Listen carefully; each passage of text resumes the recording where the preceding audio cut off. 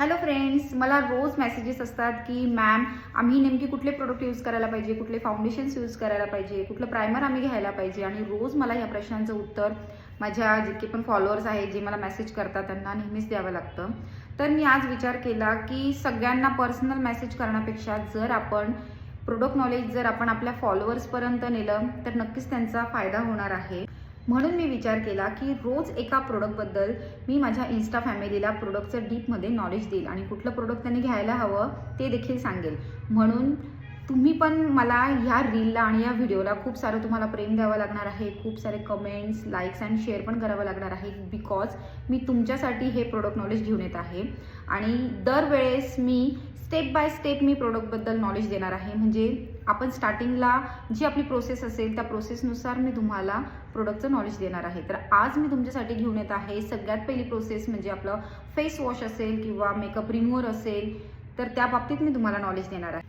Face वॉशमध्ये बऱ्याच लोकांना doubts असतात की नेमकी कुठलं फेस वॉश यूज करायला पाहिजे की जेणेकरून स्किनला थोडं ब्राईटनिंग आणि व्हाईटनिंग मिळेल. सो त्यासाठी मी आज तुम्हाला सांगणार आहे असे काही फेस वॉश, त्यातलं तुम्ही कुठलंही फेस वॉश बाय करू शकता.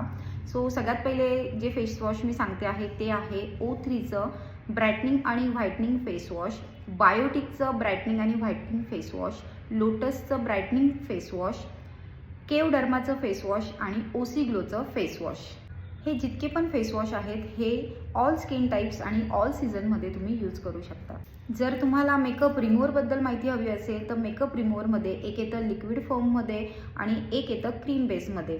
जे व्हॅसलिन टाईप असतं ते आहे V3L आणि क्यूटी ब्युटीचं. हे दोन्हीही प्रोडक्ट खूप छान आहे. हे थोडं व्हॅसलिन सारखं असतं, ते तुम्हाला फक्त हातावर घ्यायचं आहे आणि चेहऱ्याला फक्त मसाज द्यायचा आहे. मसाज देऊन नंतर तुम्हाला वेट टिश्यूनी पूर्ण फेस क्लीन करायचं आहे. देन तुम्हाला पाण्याने फेस वॉश करायचं.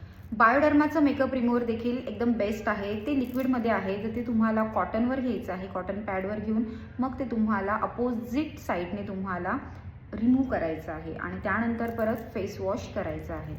आणि जर तुम्हाला क्लिन्झर घ्यायचं असेल तर तुम्ही मेकअप स्टुडिओचं डीप क्लिन्झर यूज करू शकता. One of the best cleanser आहे आणि बरेचसे आर्टिस्ट हे क्लिन्झर यूज करतात. मेकअप रिमूव्हर, त्यानंतर फेस वॉश आणि क्लिन्झर या बाबतीत मी तुम्हाला नॉलेज दिलेलं आहे. तुम्हाला हे कसं वाटलं हे नक्की कमेंट करून सांगा आणि हा व्हिडिओ जास्तीत जास्त लोकांपर्यंत शेअर करा. नेक्स्ट व्हिडिओ मी घेऊन येणार आहे तो आहे प्रायमर आणि टोनरचा.